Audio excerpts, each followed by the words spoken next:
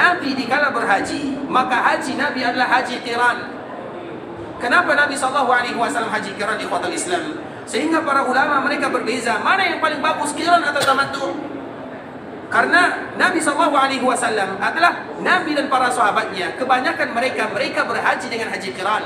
Qiran itu artinya bergandengan. Dikala seseorang umrah, kemudian mereka datang ke Mekah, kemudian melaksanakan tawaf qudum, kemudian mereka sa'i atau tidak sa'i, maka mereka tidak menanggalkan pakaian ihramnya sampai mereka selesai dari tahallul awal melaksanakan ibadah. Alhamdulillah, nahmaduhu wa nasta'inuhu wa nastaghfiruh wa na'udzu billahi min shururi anfusina wa min sayyiati a'malina. من يهده الله فلا مضل له ومن يضلل فلا هادي له. أشهد أن لا إله إلا الله وحده لا شريك له وأشهد أن محمدا عبده ورسوله لا نبي بعد. أما بعد، يا أيها الذين آمنوا اتقوا الله حق تقاته ولا تموتن إلا وأنتم مسلمون. يا أيها الناس اتقوا ربكم الذي خلقكم من نفس واحدة وخلق منها زوجها وبث منهما رجالا كثيرا ونساء واتقوا الله الذي تساءلون به والأرحام إن الله كان عليكم رقيبا. يا أيها الذين آمنوا اتقوا الله وقولوا قولا سديدا يصلح لكم أعمالكم ويغفر لكم ذنوبكم ومن يطع الله ورسوله فقد فاز فوزا عظيما. أما بعد، فإن أصدق الحديث كتاب الله وخير الهدي هدي محمد صلى الله عليه وسلم وشر الأمور محدثاتها فإن كل محدثة بدعة وكل بدعة ضلالة. Ikhwatul Islam, saudara kaum muslimin, para tamu Allah rahimani wa rahimakumullah. Alhamdulillah, Allah Subhanahu wa taala kembali memberikan kemudahan kepada kita bersama untuk bisa berkumpul di Masjid Rasulullah sallallahu alaihi wasallam, tentunya guna dan tujuan membacakan ayat-ayat Al-Qur'an ataupun hadis-hadis Rasulullah sallallahu alaihi wasallam, apalagi sesuatu yang berkaitan dengan ibadah yang mulia ini, ibadah haji yang sebentar lagi insyaallah sama-sama kita akan melaksanakannya. Kemudian selawat beriringkan salam semoga senantiasa tercurahkan buat junjungan alam Nabi kita yang mulia, uswah dan qudwah kita bersama, Muhammad bin Abdullah sallallahu alaihi wasallam.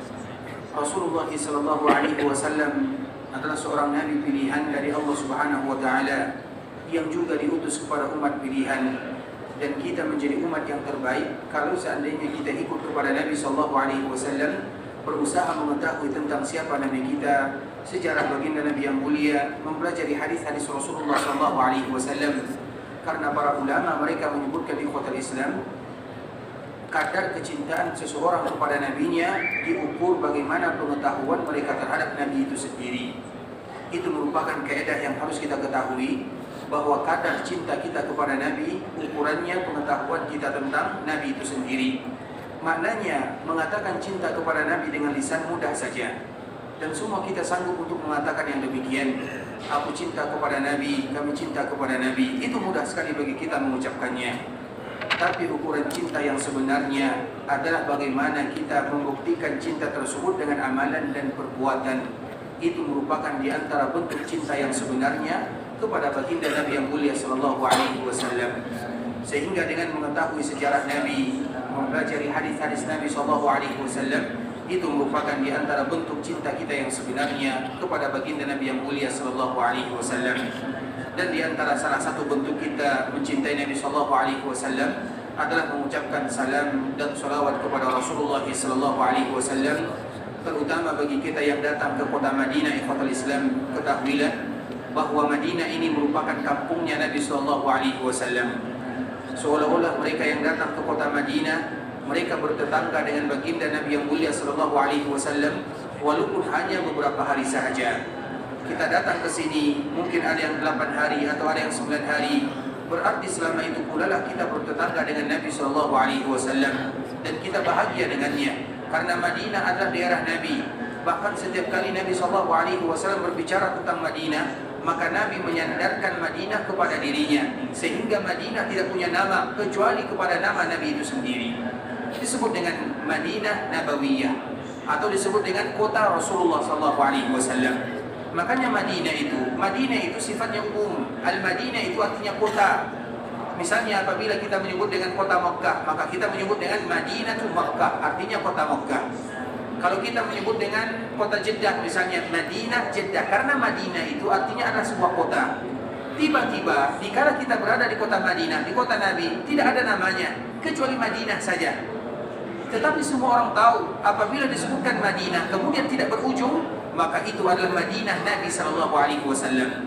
Dan itu merupakan kemuliaan yang luar biasa untuk kota Madinah. Dikala ia tidak punya nama kecuali disandarkan kepada manusia yang mulia Rasulullah SAW. Dan Allah mudahkan kita bisa datang ke kota Madinah, bertetangga dengan Nabi yang mulia, sehingga di antara kewajiban kita bersama adalah berkunjung kepada Nabi itu sendiri.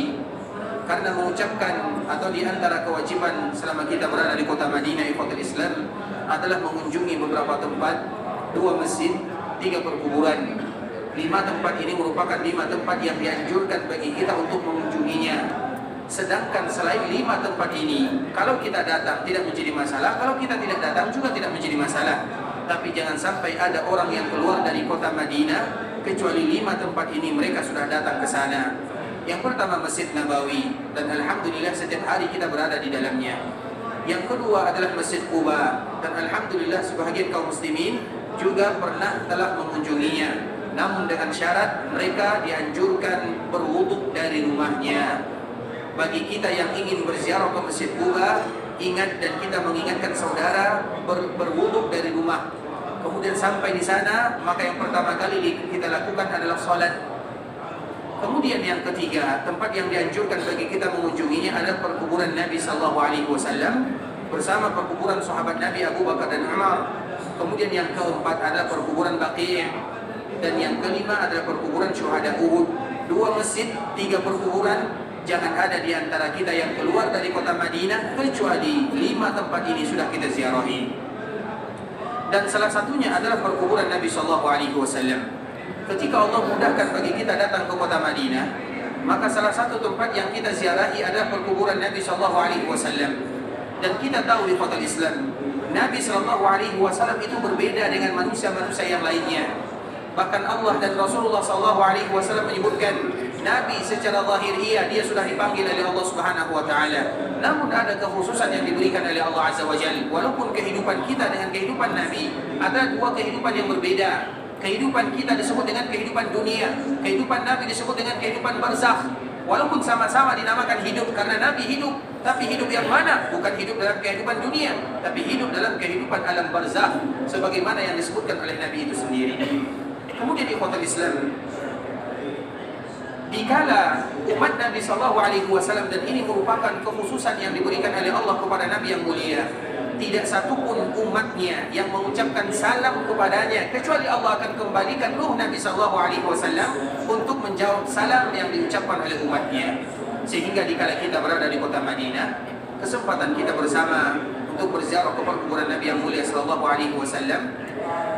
Tentunya ketika kita berziarah di kota Islam, dikala Allah mudahkan bagi kita untuk berkunjung ke perkuburan Nabi, maka yang kita ucapkan adalah salam, salawat dan doa kepada Rasulullah SAW sambil kita mengucapkan Assalamu alayka ya Rasulullah wa rahmatullahi wa barakatuh. Sallallahu wa sallama wa baraka alayka wa jazaka afdala ma jaza nabiyyan an ummati. Itulah yang kita baca dikala kita berziarah ke perkuburan Nabi. Yang pertama ada salam di dalamnya, makanya kita mengucapkan Assalamu alayka ya Rasulullah. Dan salam ini atau kalimat yang pertama sama dengan salam-salam yang lainnya. Sebagaimana kita mengucapkan salam kepada saudara kita, begitu juga kita mengucapkan salam kepada baginda Nabi yang mulia. Karena salam itu sama, mulai dari zaman Nabi Adam sampai umat terakhir, kalimatnya tidak akan berbeda, itu saja. Hanya saja untuk Nabi dhamirnya dirubah, Assalamu alayka ya Rasulullah wa rahmatullahi wa barakatuh. Sama dengan kita mengucapkan salam kepada saudara kita yang lainnya, Assalamualaikum warahmatullahi wabarakatuh. Tapi untuk Nabi kita mengucapkan Assalamu alayka ya Rasulullah wa rahmatullahi wa barakatuh. Kemudian kita juga mengucapkan kalimat salawat, sallallahu wa sallama wa baraka alayka. Allah bersalawat, menyampaikan salam, memberikan keberkahan kepadamu ya Rasulullah. Kemudian yang kalimat yang ketiga, wa jazaka afdala ma jaza nabiyyan an ummati. dan semoga Allah memberikan balasan kepadamu ya Rasulullah dengan balasan yang terbagus, yang terindah, sebagaimana Allah memberikan balasan kepada semua para nabi ketika mereka berdakwah untuk umatnya. Maknanya kita menginginkan nabi diberikan pahala yang luar biasa oleh Allah Subhanahu wa taala. Dan memang Allah Subhanahu wa taala pasti akan memberikan pahala yang luar biasa kepada nabi. Kita datang berziarah ke kuburan nabi, kita mengucapkan salam, kita mengucapkan salawat, kita tidak mengucapkan salam, kita juga tidak mengucapkan salawat. Sebenarnya nabi tidak butuh kepada salam kita, karena memang nabi adalah orang yang sudah mulia. Makanya Allah menyebutkan diberikan kepada nabi maqaman mahmudah, yaitu tempat yang indah. Tapi kita mengucapkan kalimat ini karena kita butuh kepada kalimat tersebut. Kita yang butuh kepada nabi karena kita ingin mengungkapkan cinta kita kepada baginda Nabi yang mulia sallallahu alaihi wasallam. Jadi setiap ibadah, setiap perbuatan yang kita lakukan, jangan pernah kita beranggapan bahwa Allah butuh, nabi butuh, tidak, agama butuh, tidak, kita yang butuh. Begitu juga dengan nabi. Makanya dikala kita datang ke kota Madinah, kemudian kita tidak berziarah ke kuburan Nabi, apakah Nabi akan rugi dengan kita tidak berziarah ke kuburannya? Tidak, yang rugi itu bukan Nabi, kita yang rugi. Makanya dikala kita berada di kota Madinah, kota Islam, agar kita tidak menjadi orang-orang yang rugi berziarah ke kuburan Nabi, karena untungnya untuk kita. Kemudian dikala kita berziarah, maka kita ucapkan kewajiban kita, salam, salawat dan doa. Assalamualaikum ya Rasulullah wa rahmatullahi wa barakatuh. Sallallahu wa sallama wa baraka alaika wa jazaka afdala ma jaza nabiyan an ummati. Itulah doa yang diucapkan dikala kita berziarah ke kuburan baginda yang mulia sallallahu alaihi wasallam, yang di dalamnya ada kalimat salawat. Karena memang salam dan salawat kewajiban kita sebagai umat untuk tidak pernah lalai mengucapkannya kepada baginda Nabi yang mulia sallallahu alaihi wasallam, sesuai dengan perintah Allah, ya ayyuhalladzina amanu sallu alaihi wa sallimu taslima. Allah perintahkan kita untuk berselawat. Allah perintahkan bagi kita untuk mengucapkan salam, bukan satu kali, bukan dua kali. Sehingga dari kalimat bahasa Arab yang Allah Subhanahu wa taala sebutkan bagi kita, karena bahasa itu ikhwatul Islam ada makna-makna yang luar biasa. Bahasa Arab apabila bertambah hurufnya, maka bertambah pula maknanya. Misalnya kita ucapkan, misalnya kita menyebut daraba, misalnya memukul. Daraba artinya memukul, ya memukul satu kali selesai. Tapi apabila kita tambah dengan syiddah, daraba, daraba, kita bikin syiddah di tengahnya, berarti syiddah itu seolah-olah dua hurufnya, daraba, dua rohnya, bertambah hurufnya, bertambah maknanya. Artinya daraba memukul, daraba banyak memukul. Salima artinya salam, tapi salim artinya banyak mengucapkan salam, ada tambahannya. Dan itulah yang disebutkan oleh Allah Subhanahu wa taala dalam Al-Qur'an, ya ayyuhalladzina amanu sallu, ada syiddahnya, wa sallimu, ada syiddahnya. Berarti mengucapkan salam dan selawat kepada Nabi bukan satu kali, bukan dua kali. Setiap hari kita harus mengucapkannya. Bukan hanya ketika kita berada di kota Madinah, tapi apabila kita berada di luar Madinah, kita tidak mengucapkan salam dan selawat kepada Nabi. Tidak. Bahkan ada disebutkan oleh Nabi SAW, sebuah ancaman, man nasiyas salata alayya. Kalau ada umatku yang lupa, lalai berselawat kepadaku, kata Nabi SAW, khatiya tariqal jannah, maka bisa jadi mereka salah langkah di dalam menuju surga Allah Azza wa Jalla. Jadi bukan sesuatu perkara ibadah-ibadah yang dipermudah-mudah di sana. Setiap hari yang kita lewati harus ada salam dan selawat di sana. Minimal kita mengucapkan salam dan selawat kepada Nabi Muhammad Islam di pagi hari 10 kali, di sore hari 10 kali, atau 20 kali sehari semalam. Sesuai dengan zikir. Ada zikir yang namanya zikir pagi dan sore. Zikir pagi dan sore ini, atau yang kita kenal dengan wirid seorang muslim. Tidak kita melewatkan hari-hari kita kecuali kita baca zikir pagi dan sore. Nah, di dalam zikir pagi dan sore, semua doa ada, semua permintaan kita tersedia di dalamnya. Tinggal bagaimana kita berusaha untuk melatih diri untuk selalu membacanya. Nah, di antara kewajiban yang dianjurkan bagi kita mengucapkannya, berselawat kepada Nabi. Berapa kali? Di pagi hari 10 kali, di sore hari 10 kali, agar kita tidak salah langkah menuju surga Allah Subhanahu wa taala. Karena memang surga itu tidak dibuka kecuali kepada seorang hamba yang bernama Muhammad bin Abdullah. Untuk Nabi yang pertama kali dibuka pintu surga, dikunci, ditutup rapat-rapat, sampai Nabi mengatakan ketika Nabi SAW setelah terjadinya hisab yang kedua, karena hisab itu ada dua, ada hisab yang pertama, ada hisab yang kedua. Hisab yang pertama antara surga dan neraka. Hisab yang kedua itu hanya untuk membersihkan jiwa dan raga saja. Kemudian setelah hisab yang kedua, maka Nabi seolah-olah memanggil atau meminta pintu surga dibukakan. Maka malaikat mengatakan, aku diperintahkan oleh Allah tidak membukakan pintu surga kecuali kepada Muhammad bin Abdullah sallallahu alaihi wasallam. Sehingga wajar kalau seandainya Nabi menyebutkan, sesungguhnya mereka yang paling pantas terhadap diriku di hari kiamat adalah mereka-mereka yang banyak mengucapkan salawat. Allahumma salli ala Muhammad wa ala ali Muhammad kama sallaita ala Ibrahim wa ala ali Ibrahim innaka Hamidum Majid. Allahumma barik ala Muhammad wa ala ali Muhammad kama barakta ala Ibrahim wa ala ali Ibrahim innaka Hamidum Majid. Ikhwatul Islam, saudara kaum muslimin, para tamu Allah rahimani wa rahimakumullah. Pada kesempatan kali ini kita akan kembali melanjutkan tentang masalah ibadah haji yang akan kita kerjakan dan yang akan kita laksanakan. Dan sebelumnya kita telah menjelaskan macam-macam ibadah haji dan haji apa yang dilakukan oleh Nabi SAW. Kita mengulang sedikit saja ikhwatul Islam. Haji itu yang pertama disebut dengan haji tamattu', yang artinya adalah kita diberikan kelonggaran dan kemudahan oleh Allah Subhanahu wa taala. Karena dipisahkan antara ibadah umrah dengan ibadah haji.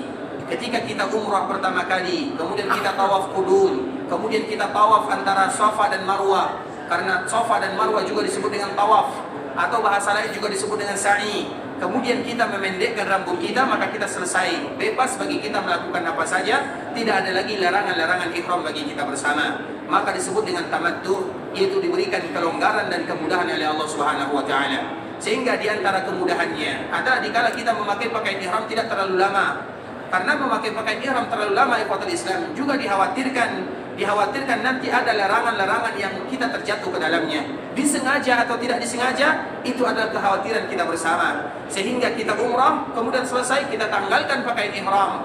Kemudian nanti baru kita pasang kembali pada tanggal 8 Zulhijjah. 8, 9, 10 juga selesai. Kemudian setelah selesai kita buka lagi pakaian ihram. Berarti kita memakai pakaian ihram bagi mereka yang melakukan haji tamattu' tidak lebih daripada 4 hari atau 5 hari saja. Maksimal 4 hari saja. Itu adalah kemudahan dari Allah Subhanahu wa taala. Sedangkan mereka yang melaksanakan haji qiran, sebagaimana yang dilakukan oleh Nabi sallallahu alaihi wasallam. Nabi dikala berhaji, maka haji Nabi adalah haji qiran. Kenapa Nabi sallallahu alaihi wasallam haji qiran ikhwatul Islam? Sehingga para ulama mereka berbeza mana yang paling bagus, qiran atau tamattu'. Karena Nabi SAW adalah Nabi dan para sahabatnya, kebanyakan mereka berhaji dengan haji qiran. Qiran itu artinya bergandengan. Dikala seseorang umrah, kemudian mereka datang ke Mekah, kemudian melaksanakan tawaf qudum, kemudian mereka sa'i atau tidak sa'i, maka mereka tidak menanggalkan pakaian ihramnya sampai mereka selesai dari tahallul awal melaksanakan ibadah haji, baru pakaian ihramnya ditanggalkan. Jadi antara umrah dengan haji tidak terpisahkan. Umrah, kemudian pakaian ihram tetap terpakai, kemudian langsung melaksanakan ibadah haji. Dan itu yang dilakukan oleh Nabi SAW. Nabi dikala meninggalkan Madinah, Nabi SAW pergi dari Madinah di akhir-akhir bulan Zulqa'dah. Kemudian sampainya Nabi di Mekkah Al-Mukarramah pada tanggal 4 Zulhijjah. Sesampainya Nabi SAW di sana, maka Nabi mandi terlebih dahulu. Dan ini juga merupakan di antara sunnah yang dianjurkan bagi kita. Memakai pakaian ihram tidak menghalangi kita untuk mandi. Yang dihalangi itu atau yang dilarang memakai wewangian, memakai sabun yang wangi dan yang semisalnya. Tapi memasakkan badan dengan air tidak menjadi masalah, terutama di musim panas sekarang ini misalnya. Karena memang haji itu rata-rata jarang di musim dinginnya, musim panas. Apalagi kita sekarang mungkin di musim panas, kita belum tentu bagaimana cuacanya. Sesampainya kita di Mekah, kemudian kita ingin mandi, tidak menjadi masalah. Dikala ihram kita tanggalkan, kemudian kita menyiram air kita ini, badan kita ini dengan air juga tidak menjadi masalah. Karena memang Nabi melakukan yang demikian. Kemudian ikhwatul Islam, sampainya Nabi tanggal 4 Zulhijjah, maka Nabi melaksanakan umrah atau tawaf qudum. Kemudian setelah Nabi tawaf, Nabi sa'i. Setelah Nabi sa'i, maka Nabi tidak mencukur atau memendekkan rambutnya. Nabi tetap berada di dalam keadaan ihram, dalam keadaan memakai pakaian ihram, tanggal 4, tanggal 5, tanggal 6, tanggal 7, sampai tanggal 8 Zulhijjah. Maka sampai tanggal 8 Zulhijjah, maka Nabi kembali berniat dengan niat haji. Kemudian langsung menuju Mina, kemudian Arafah, kemudian Muzdalifah, kemudian kembali lagi ke Mina. Kemudian setelah Nabi melontar dan mencukur rambutnya, baru Nabi menanggalkan pakaian ihramnya. Maknanya ikhwatul Islam, qiran itu lebih berat daripada tamattu'. Tapi Nabi melaksanakan haji qiran. Mengapa demikian? Tentunya kita bertanya-tanya. Karena di antara konsep di dalam agama Islam, tidak ada Nabi SAW diberikan pilihan, kecuali Nabi pasti akan memilih yang termudah. Kalau seandainya semuanya masih boleh dilakukan. Itu konsep dari Nabi SAW. Nabi tidak pernah memberatkan umatnya. Apabila Nabi diberikan dua pilihan, maka Nabi akan memilih yang termudah. Karena itulah yang diinginkan oleh Nabi SAW kepada kita bersama. Sehingga kita bertanya-tanya, kalau seandainya kita dianjurkan tamattu, karena tamattu itu ikhwatul Islam adalah haji yang Nabi SAW anjurkan bagi kita untuk melakukannya. Walaupun Nabi tidak melakukan tamattu, Nabi melakukan qiran, tapi Nabi menganjurkan umatnya untuk melakukan haji tamattu. Kenapa demikian? Karena lebih mudah dibandingkan dengan haji qiran. Walaupun ada beberapa sisi yang diberikan kemudahan oleh Allah Subhanahu wa taala, tapi secara umum ada kemudahannya. Makanya disebut dengan tamattu. Nah, pertanyaannya ikhwatul Islam, mengapa Nabi SAW tidak tamattu? Alasannya karena Nabi dikala melaksanakan ibadah haji, Nabi bawa hewan sembelihannya dari Madinah menuju Mekah, atau yang kita kenal dengan yang namanya dam. Dan sebelumnya kita telah menjelaskan dam itu ada dua. Yang pertama disebut damus syukran. Damus syukran bagi mereka yang melaksanakan ibadah haji tamattu dan haji qiran, maka wajib bagi mereka membayar damus syukran. Dam itu artinya darah, yaitu darah yang ditumpahkan untuk Allah Subhanahu wa taala. Karena di antara ibadah yang paling mulia adalah berkorban, maka disebut dengan dam. Dan itulah yang disebutkan oleh Allah Subhanahu wa taala, lan yanalallaha luhumuha wala dima'uha dam. Makanya kalimat dam ini diambil dari ayat tersebut, maka disebut dengan dam. Kalau seandainya disebut dengan bahasa yang lain juga tidak menjadi masalah. Tergantung bagaimana kita mengucapkannya. Intinya kita menyembelih dalam rangka bersyukur kepada Allah Subhanahu wa taala. Maka disebut dengan dam syukran. Syukran itu artinya bersyukur. Kenapa disebut dengan dam syukran? Karena Allah mudahkan bagi kita melaksanakan umrah, sekaligus Allah mudahkan kita melaksanakan ibadah haji. Maknanya hukum asal di dalam ibadah, satu perjalanan satu ibadah. Satu perjalanan satu ibadah. Kemudian dikala kita melaksanakan ibadah haji tamattu atau kita melakukan haji qiran, kita melakukan dua ibadah, umrah juga, haji juga.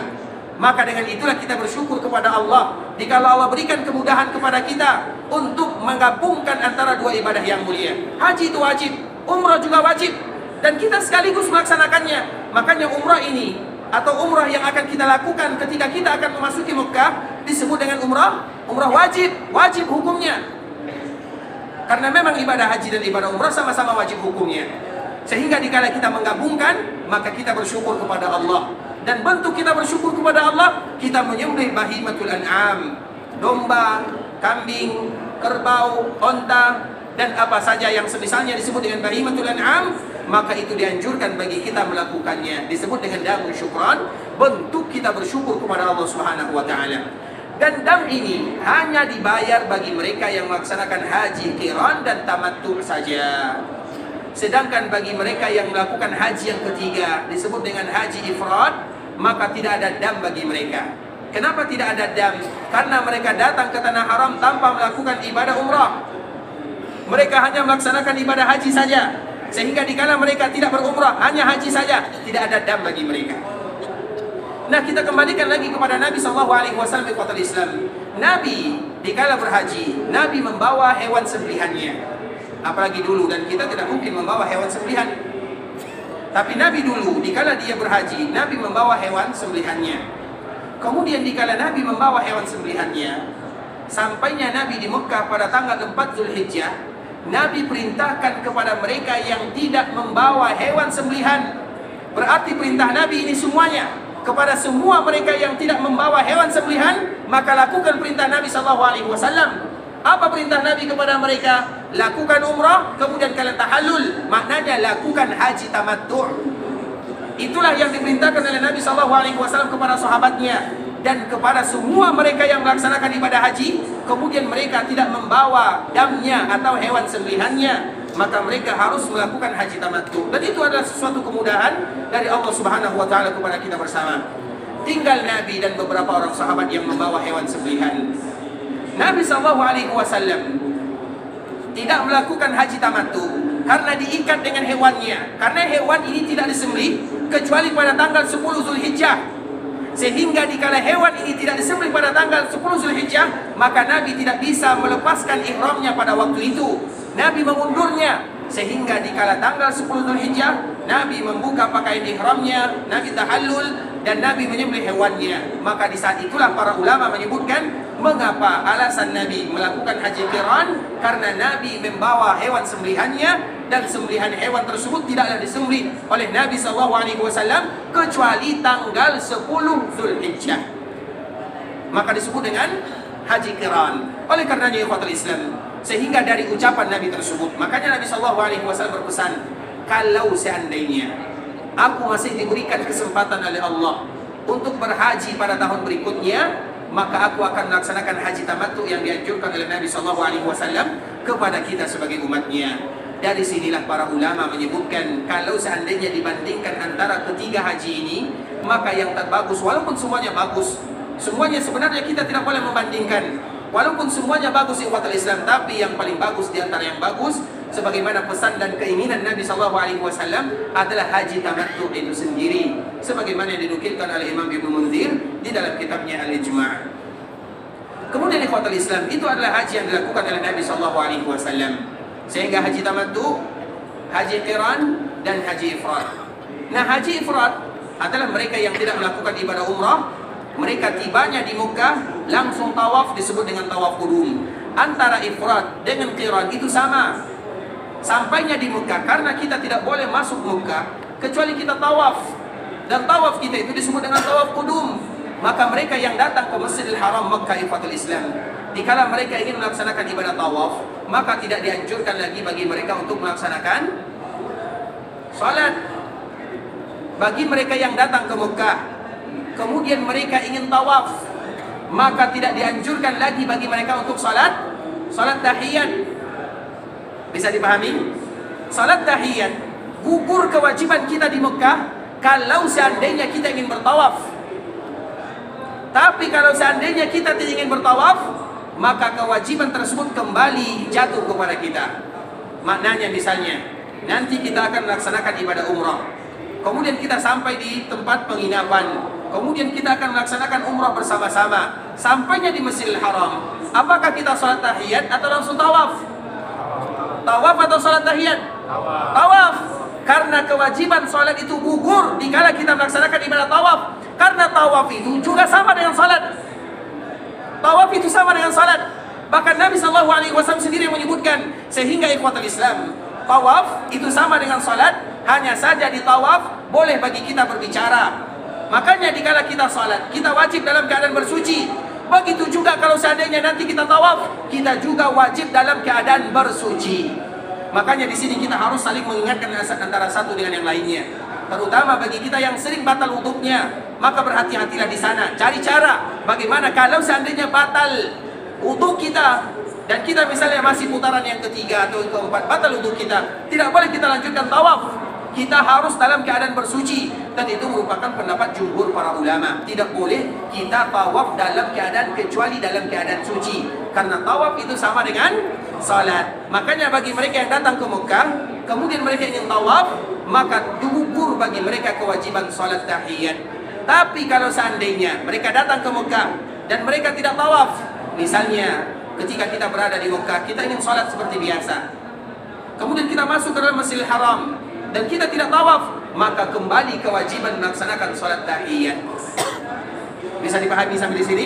Kembali kita melaksanakan kewajiban salat tahiyat, karena tawaf itu sama dengan salat. Makanya ikhwatul Islam, sebelum kita melanjutkan kisah ini, ada sebuah cerita yang sangat indah, bukan cerita tapi hanya sedikit pengalaman saja. Kita tahu salat malam atau yang dikenal dengan salat malam di bulan Ramadan, atau yang lebih dikenal dengan salat tarawih. Kenapa para ulama mereka berbeda jumlahnya?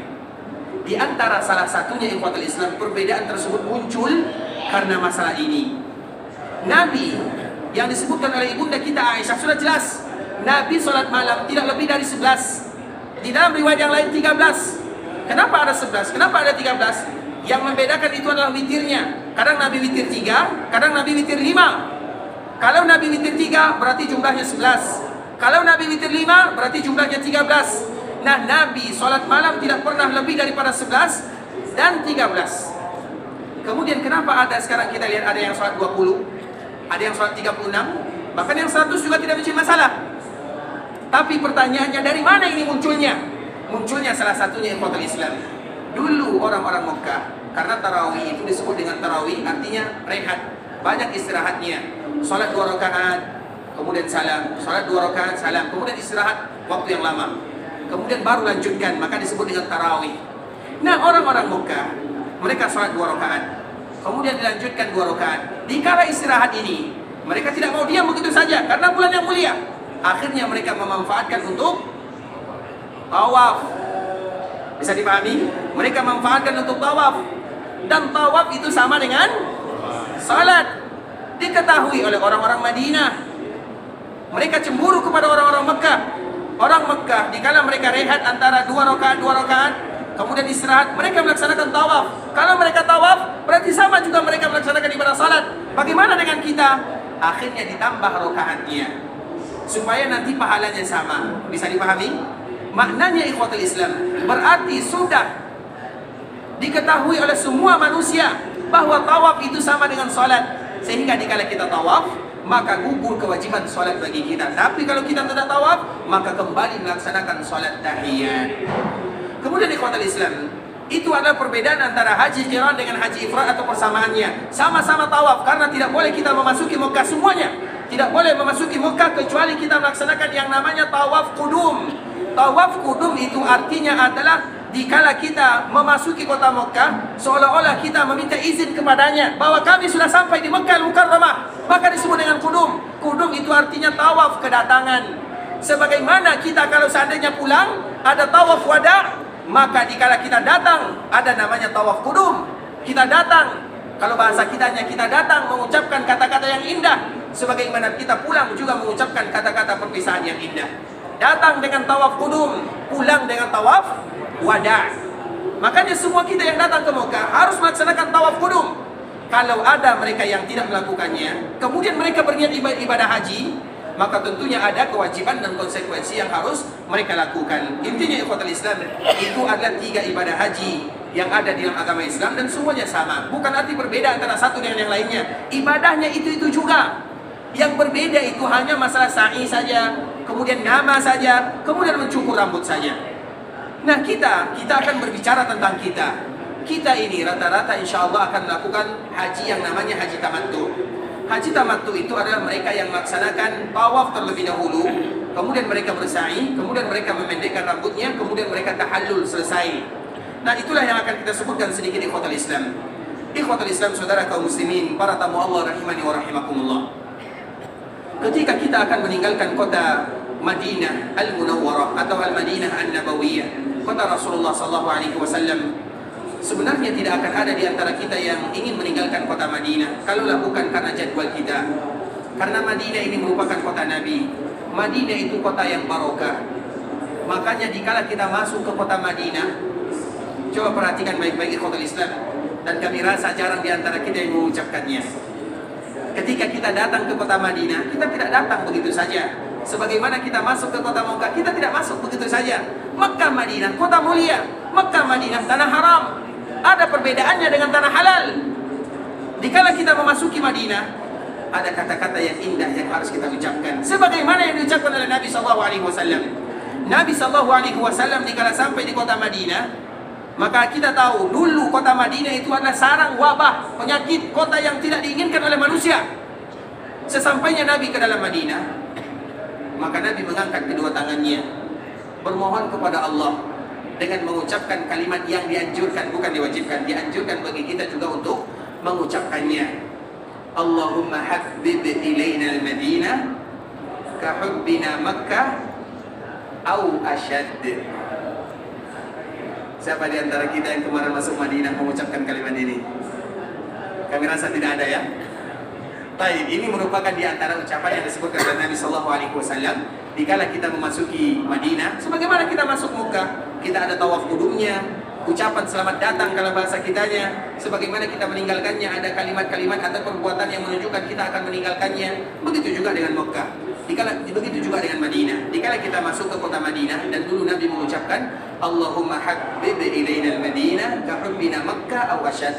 Ya Allah, tanamkan kecintaan kepada kami terhadap kota Madinah sebagaimana kami mencintai Makkah, atau kecintaan kami terhadap Madinah melebihi kecintaan kami terhadap kota Makkah. Sebuah doa yang sangat indah yang dianjurkan bagi kita untuk mengucapkannya. Kalau kita tidak bisa mengucapkan dengan bahasa Melayu, bahasa Indonesia, boleh diucapkan dengan bahasa Arab. Silahkan kita pilih mana saja yang boleh bagi kita untuk mengucapkannya. Nah, begitu juga dikala kita ingin meninggalkan Madinah. Meninggalkan Madinah, ikhwatul Islam, jangan pulang, jangan meninggalkan Madinah begitu saja, jangan. Makanya misalnya apabila ada di antara kita yang besok misalnya setelah zuhur atau setelah, tergantung bagaimana jadwalnya, kalau mereka ingin meninggalkan Madinah, maka ucapkanlah kata-kata. Paling tidak mereka mengucapkan, ya Allah, jangan jadikan kami meninggalkan kota Madinah ini bukan karena kami tidak suka kepadanya. Karena Madinah itu, ikhwatul Islam, seolah-olah dia punya hati. Dia bisa memilah dan bisa memilih mana yang baik, mana yang tidak baik. Sehingga di antara salah satu nama kota Madinah adalah Al-Mahfuzah. Madinah itu banyak namanya, dan kita akan menyebutkan sedikit demi sedikit. Madinah itu kita tahu Madinah Yasrib, Madinah Thabah, Madinah Thaibah, Madinah Darul Iman, banyak lagi. Ada 95, 94 nama untuk kota Madinah. Dan semakin banyak nama, kenapa Madinah? Maka itu banyak namanya. Karena tradisi Arab, apabila semakin banyak nama, semakin menunjukkan kemuliaan tempat tersebut. Dan Madinah mulia, maka Madinah mulia.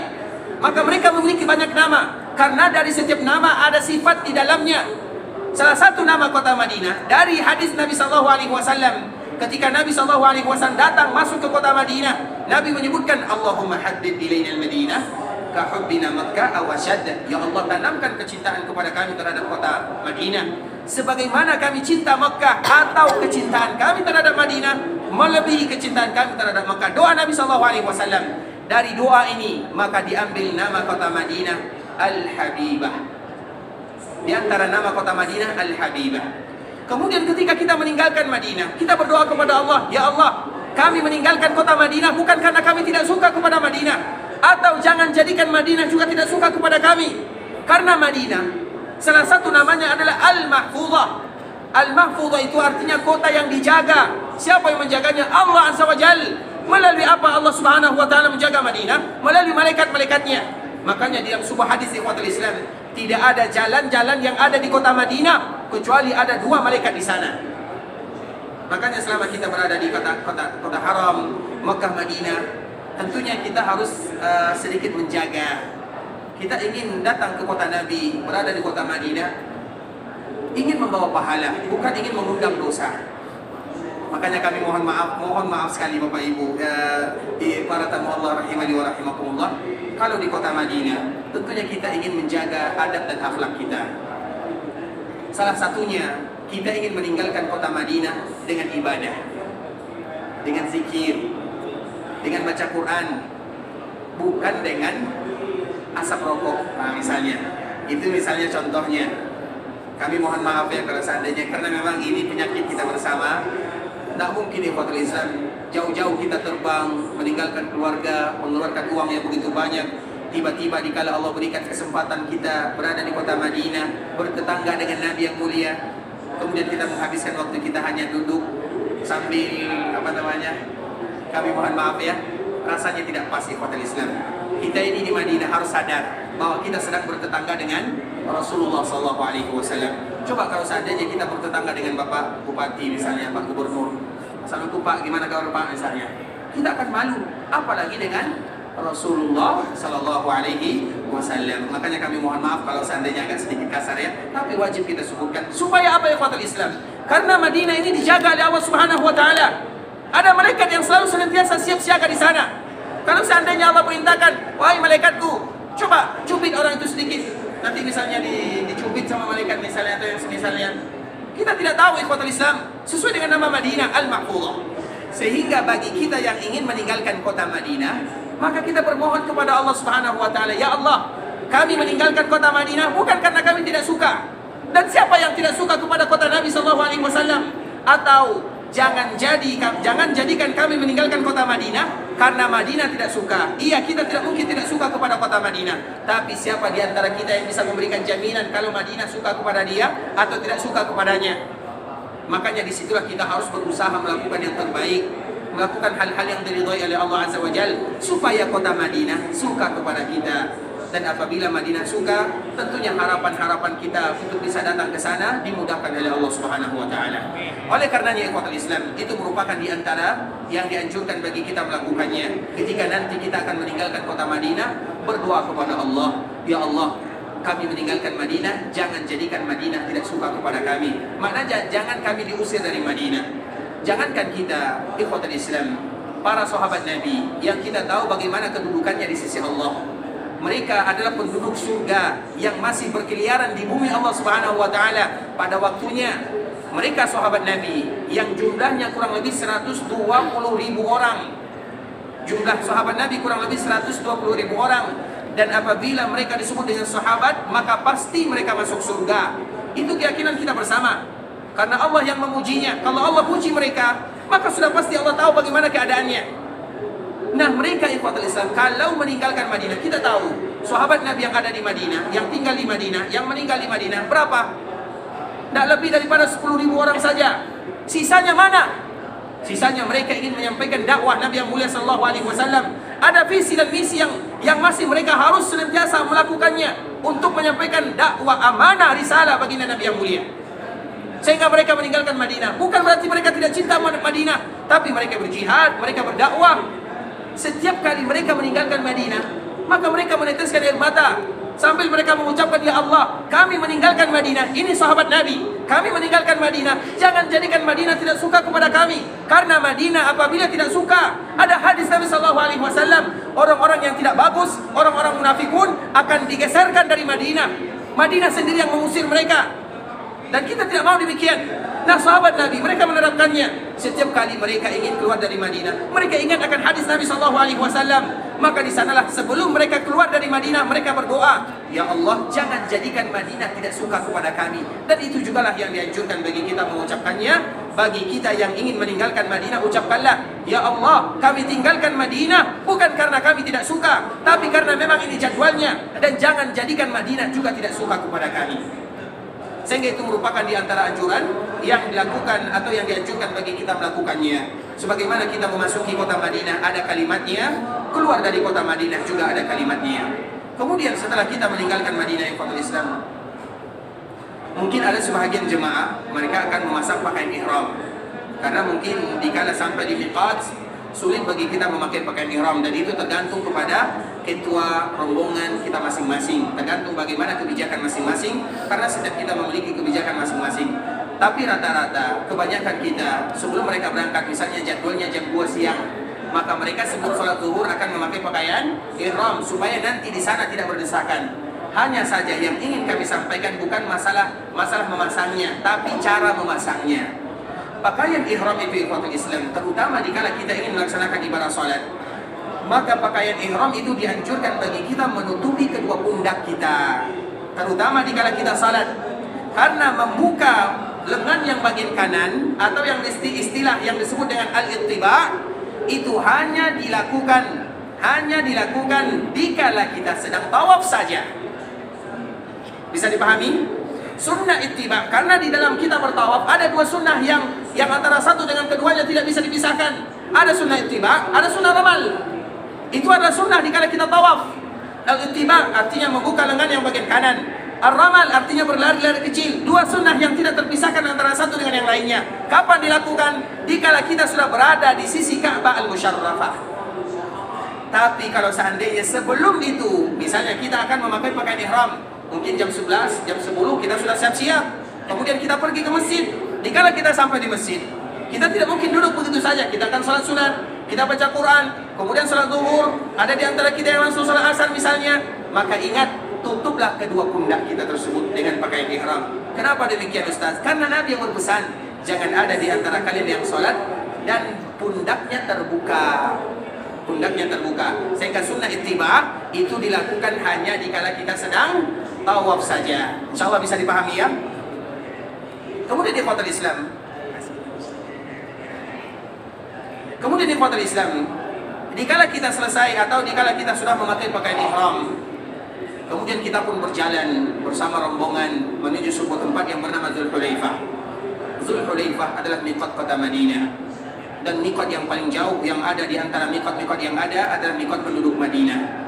Dan selalu kita menyebutkan, dikala miqat kita adalah miqat yang paling jauh, maka itu merupakan di antara bentuk keutamaan bagi penduduk Madinah atau mereka yang datang terlebih dahulu ke kota Madinah.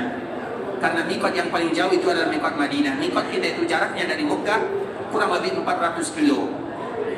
Yang lain hanya 150, hanya berapa kilo, sedangkan kita 400. Jadi miqat yang paling jauh itu adalah miqat kita penduduk Madinah. Maknanya ikhwatul Islam, kalau seandainya miqat kita adalah miqat yang paling jauh, maka pahalanya pun semakin besar diberikan oleh Allah Subhanahu wa taala. Karena sekarang ikhwatul Islam, tujuan kita semuanya sama. Tujuan kita adalah berburu pahala. Itu judulnya. Tujuan kita berburu pahala. Jangan ada satupun ibadah yang ada nilai pahala di sana kecuali kita akan buru. Dan jangan kita lewatkan, oh ini hanya sekedar sunnah-sunnah biasa. Jangan. Tidak ada satupun ibadah yang ada nilai pahala di sana kecuali kita akan cari, kita buru agar kita mendapatkannya. Karena kita tidak tahu yang diterima oleh Allah itu bisa jadi salat sunat kita 2 rakaat. Bisa jadi yang diterima itu misalnya labbaik Allahumma labbaik, kalimat yang kita ucapkan kita tidak tahu. Ibadah yang diterima oleh Allah yang mananya kita tidak tahu. Bisa jadi ibadah-ibadah yang berat yang kita lakukan tidak diterima, tapi ibadah yang ringan-ringan diterima oleh Allah Azza wa Jalla. Dan dengan itu Allah mudahkan kita masuk dalam surga, kita tidak tahu. Makanya kita harus berburu pahala. Apabila ada amalan yang ada nilai pahala, berburulah di sana. Jangan kita lewatkan begitu saja. Dan banyak sekali pahala-pahala yang disediakan mulai dari kita sampai di miqat. Sampai di miqat ikhwatul Islam, maka kita turun dari kendaraan. Kemudian kalau seandainya ada di antara kita yang batal wuduknya, kita berwuduk, kemudian kita sholat di 2 rakaat di sana. Sholat di lembah, karena dulu masjid miqat itu adalah lembah, bukan masjid. Itu adalah lembah. Dan Allah perintahkan Nabi SAW sholat di lembah tersebut 2 rakaat. Kemudian setelah sholat ikhwatul Islam, maka di saat itulah kita mulai mengucapkan labbaik Allahumma umratan wa hajja. Bagi kita yang melaksanakan haji tamattu', labbaik Allahumma umratan wa hajja. Ya Allah, kami mengucapkan atau kami menjawab seruanmu melaksanakan ibadah umrah, sekaligus setelahnya kami akan melaksanakan ibadah haji. Dan kita tahu ikhwatul Islam, tidak ada satupun kaum muslimin yang datang melaksanakan ibadah yang mulia ini kecuali mereka sudah berniat. Bahkan niat kita itu sudah 20 tahun yang silam. Bukankah ada di antara kita yang menabung, yang antrian bertahun-tahun lamanya? Maknanya niat itu sudah ada, dan tidak ada orang yang datang ke sini kecuali mereka sudah bawa niat. Tetapi kenapa kita harus mengucapkan labbaik Allahumma umrah wa hajja? Itu adalah syiar Allah Subhanahu wa taala. Makanya ada 2 ibadah yang dianjurkan bagi kita menguatkan suara di sana, menunjukkan syiar Allah Subhanahu wa taala, dan kedua-duanya ada dikala kita melaksanakan ibadah yang mulia ini. Yang pertama, dikala kita sampai di miqat, maka dengan suara yang kuat kita mengucapkan labbaik Allahumma umratan wa hajja. Harus dikuatkan. Kalau masalah niat, semua kita pasti sudah berniat. Tidak ada orang yang datang ke tanah haram kecuali sudah ada niat ihramnya. Sebagaimana tadi yang kita jelaskan. Tapi tinggal bagaimana kita mengencangkan suara kita, labbaik Allahumma umratan wa hajja. Karena itu syiar Allah Subhanahu wa taala yang harus dihidupkan, dan Allah bangga dikala hambanya mengatakan labbaik Allahumma labbaik. Kemudian ikhwatul Islam, setelah kita mengucapkan kalimat tersebut atau yang kita kenal dengan niat ihram atau syiar Allah Subhanahu wa taala, karena niat sudah semua kita tahu, tidak ada yang tidak berniat. Kemudian ikhwatul Islam, setelahnya kita mengucapkan doa yang dianjurkan bagi Nabi bagi kita mengucapkannya. Sebagaimana hadis yang dibawakan oleh Anas bin Malik, Nabi SAW berucap sebelum Nabi melangkah menaiki kendaraannya yang bernama unta qaswa. Nabi menyebutkan Allahumma hajja la riya'a fiha wala sum'ah. Ini juga selalu kita ulang-ulang dan jangan kita tinggalkan kalimat ini. Itu konsep di dalam kita ingin beribadah, memulai langkah kita menunaikan ibadah yang mulia. Allahumma hajja la riya'a fiha wa la sum'ah. Tidak boleh kita tidak hafal doa-doa ini, hanya 4 kata saja. Allahumma hajja la riya'a fiha wa la sum'ah. Ya Allah, kami menunaikan ibadah haji yang mulia ini, tidak ada riya di dalamnya, juga tidak ada sum'ah. Betul-betul mengharapkan pahala darimu. Wa atimul hajja wal umrata lillah. semata-mata untukmu ya Allah. Kami tidak butuh manusia lihat, manusia tidak lihat. Kami butuh agar Engkau melihat kami. Kami tidak butuh manusia mendengar, mereka tidak dengar. Kami butuh Engkau yang mendengarkan kami. Itu maknanya. Allahumma hajja la riya'a fiha wala sum'ah. Allahumma hajja la riya'a fiha wala sum'ah. Ingat itu nanti ikhwatul Islam. Dikala kita sampai di miqat, ucapkan kalimat ini. Ikrar kita kepada Allah. Karena dikala kita berhaji, syaitan itu bukan mudah, syaitan itu bukan sedikit, umurnya tua. Dikala dia menggoda kita banyak caranya. Wahai kamu, kadang kita digoda dengan sibuk media sosial misalnya. Padahal kita sedang menunaikan ibadah haji, tapi kita digoda dengan itu ada orang yang WA, itu ada orang yang ini. Itu adalah godaan syaitan semuanya ikhwatul Islam. Makanya kita butuh, terutama di zaman sekarang ini, kita harus berburu pahala. Makanya jangan kita lewatkan momen-momen yang indah. Dikala kita melaksanakan ibadah umrah ini ikhwatul Islam, itu adalah ibadah yang mulia. Jangan kita lalaikan, dan umrah itu tidak lama. Misalnya kita melakukan perjalanan di siang hari sampai nanti di Mekah, mungkin di malam hari. Kemudian sebelum fajar kita akan melakukan tawaf. Kemudian setelah tawaf kita selesai tahallul, selesai ibadah umrah kita. Jangan hilangkan waktu ini hanya bermain dengan waktu-waktu yang sia-sia atau dengan perbuatan yang sia-sia. Kita tidak mau demikian di kota Islam, kecuali yang penting-penting saja. Maka disitulah kita butuh menguatkan diri kita berikrar kepada Allah dengan mengucapkan kalimat yang diucapkan oleh baginda Nabi yang mulia. Allahumma hajja la riya'a fiha wala sum'ah. Makanya kami anjurkan ikhwatul Islam, nanti kita tidak terlalu sibuk dengan media sosial misalnya. Tidak usah misalnya, karena kita tahu kita ingin beribadah ini, cukuplah Allah yang tahu, cukuplah Nabi yang tahu. Keluarga kita pasti tahu kita sedang menggunakan atau melaksanakan ibadah haji. Tapi bagaimana kita menguatkan hati? Karena jangan pernah kita menyangka mudah bagi kita melawan syaitan ini. Syaitan itu tidak mudah melawannya ikhwatul Islam. Sulit sekali. Bahkan ayah kita saja, kita tahu ayah kita Adam alaihissalam bisa dilakukan berbagai macam cara oleh syaitan, oleh iblis untuk menggelincirkannya. Bagaimana dengan kita sebagai anak cucu Adam alaihissalam? Makanya Allah menyebutkan inna syaitana lakum aduwwum fattakhiduhu aduwwa. Dia itu adalah musuh kalian, jadikan dia sebagai musuh. Jangan jadikan dia sebagai teman, maknanya dilawan. Dan Nabi memberikan muqaddimah Allahumma hajja la riya'a fiha wala sum'ah. Kemudian ikhwatul Islam, setelah kita mengucapkan kalimat ini, kemudian kita berangsur-angsur masuk ke bis kita masing-masing. Dan selama kita berada di dalam bis tersebut ikhwatul Islam, maka ucapkanlah kalimat talbiyah dan jangan berhenti mengucapkannya. Kita berhenti mengucapkan kalimat talbiyah kalau istirahat saja, tidur baru kita berhenti. Kalau tidak, maka jangan kita berhenti mengucapkannya. Kenapa demikian? Karena Nabi menyebutkan afdalul haji al-hajju was-sajju. Ibadah haji yang paling mulia ada dua, walaupun semua ibadah itu mulia. Ibadah haji yang paling mulia ada dua. Yang pertama al-hajju dan yang kedua as-sajju. Apa artinya? Besok kita akan terangkan. Ikhwatul Islam, saudara kaum muslimin, para tamu Allah rahimani wa rahimakumullah. Karena tanpa terasa waktu kita tinggal tersisa sedikit lagi, karena ada pertanyaan-pertanyaan yang kita akan berusaha untuk menjawabnya, dan semoga Allah Subhanahu wa taala memberikan kemudahan untuk kita menjawabnya. Pertanyaan yang pertama, ikhwatul Islam, tempat terbaik bagi wanita untuk sholat fardu, bagaimana dengan keutamaan sholat di Masjid Haram atau di Masjid Nabawi? Apakah wanita di Mekah, di Madinah sholat fardu di rumah? Ikhwatul Islam, saudara kaum muslimin, para tamu Allah rahimani wa rahimakumullah. Kita tahu keutamaan, semua kita tahu keutamaan Mekah dan Madinah. Orang yang sholat di dalamnya di Madinah, makanya kita ingat hadis Nabi yang dibawakan oleh sahabat Abu Hurairah, khairum min alfi salah. Itu kalimat yang harus tidak boleh kita lewatkan. Sholat di Madinah itu pahalanya bukan 1000, tapi lebih dari 1000. Karena Nabi menyebutkan khairun, lebih. Sama dengan Allah menyebutkan mereka yang beribadah di malam Lailatul Qadar khairum min alfi syahrin. Mereka yang beribadah di malam Lailatul Qadar bukan 1000 bulan pahalanya, bukan, salah terjemah kita, tapi lebih bagus daripada 1000 bulan. Begitu juga salat di Masjid Nabawi lebih bagus dari 1000. Ustaz, berapa lebih bagusnya? Tergantung khusyuknya kita, tergantung tumakninanya kita, tergantung sempurna ibadah yang kita lakukan. Makanya kita lakukan semakin sempurna semakin besar pahalanya. 1000 itu kadar minimal. Maksimalnya bisa jadi 2000, 3000, 10.000, 1 juta, 2 juta, kita tidak tahu. Makanya Nabi menyebutkan khairun lebih baik berapa? Wallahu ta'ala alam. Begitu juga di Mekah Mukarramah, lebih baik daripada 100.000. Berarti 100.000 kadar minimalnya.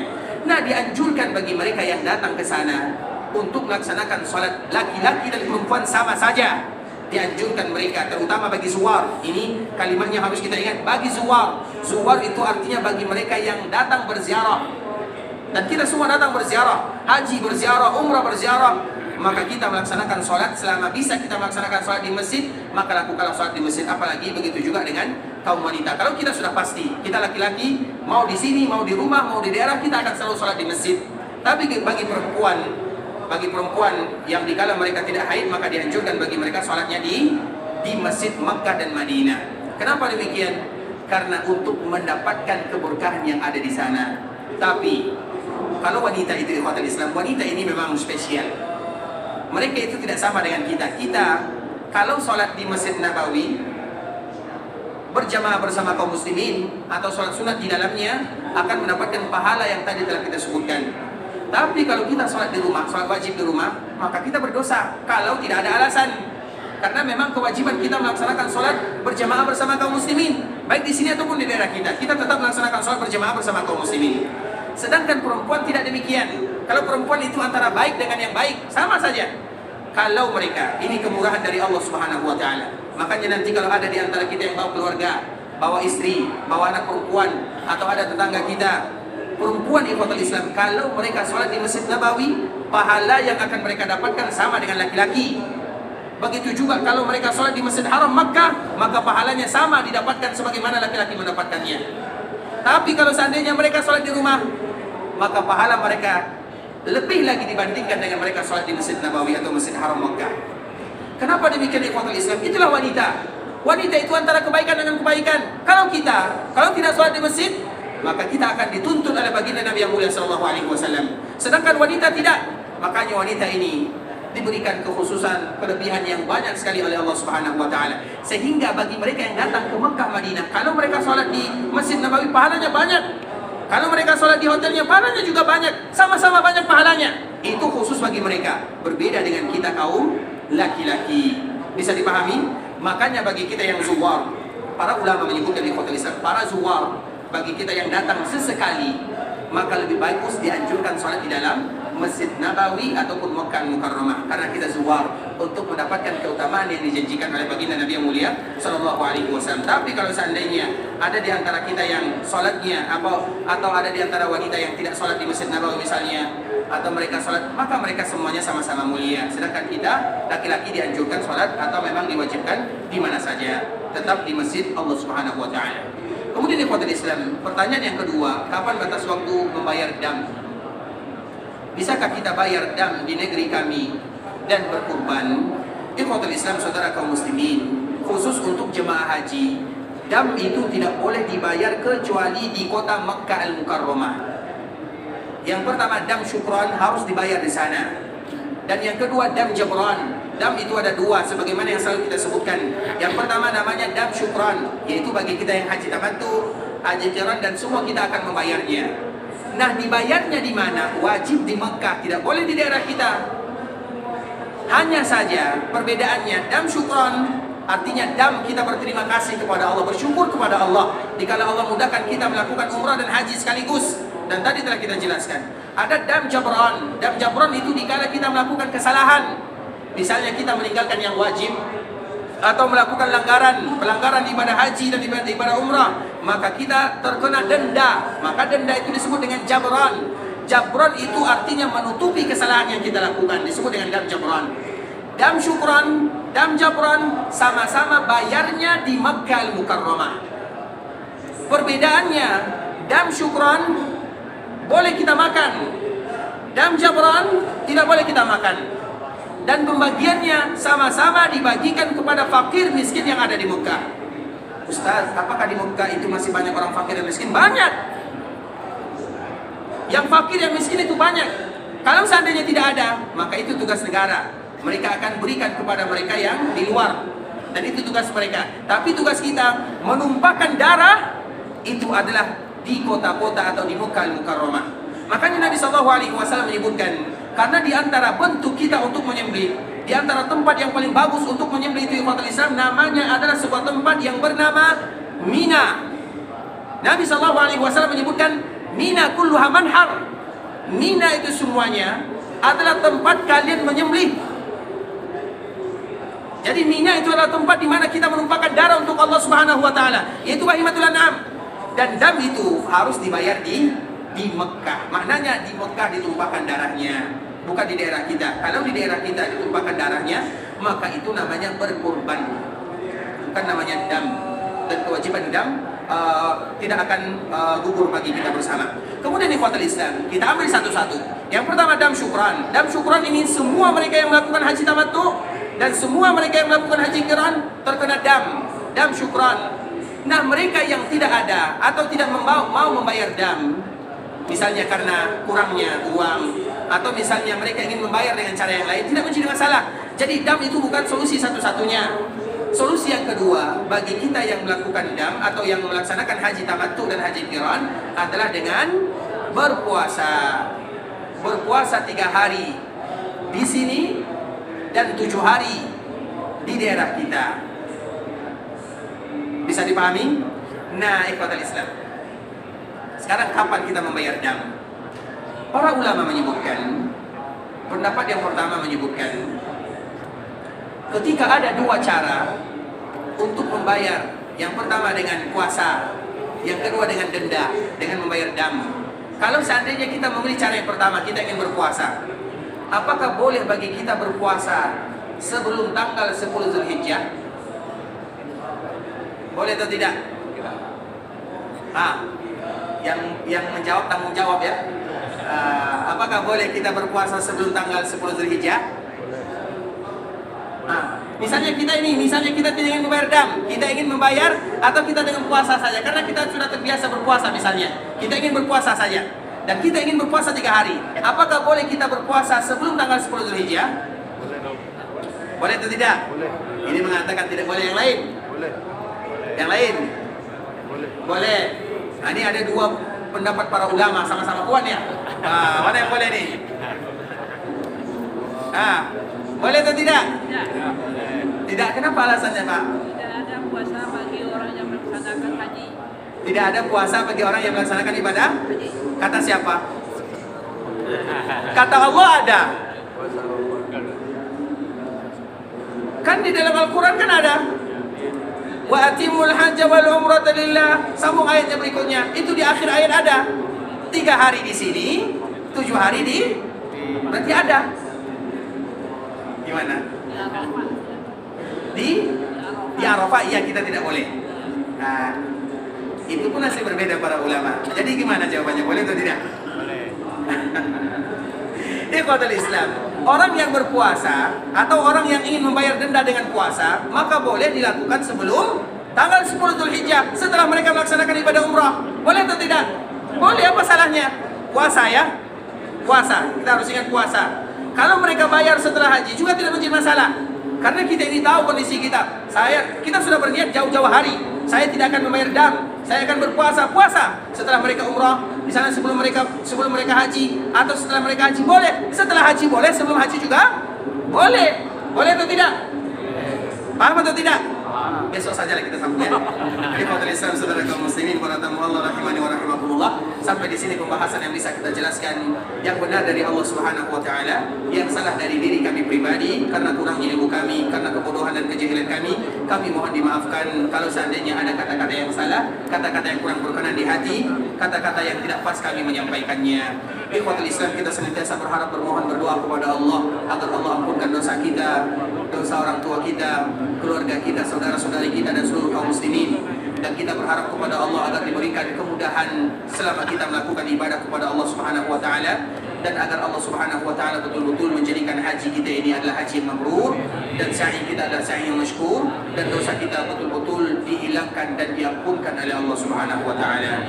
Kita tutup dengan mengucapkan doa kafaratul majlis. Subhanakallahumma bihamdika asyhadu an la ilaha illa anta astaghfiruka wa atubu ilaik. Wa sallallahu wa sallim ala nabiyyina wa habibina wa khalilina wa sayyidina Muhammadin wa ala alihi wa sahbihi wa sallam tasliman katsira. Assalamualaikum warahmatullahi wabarakatuh.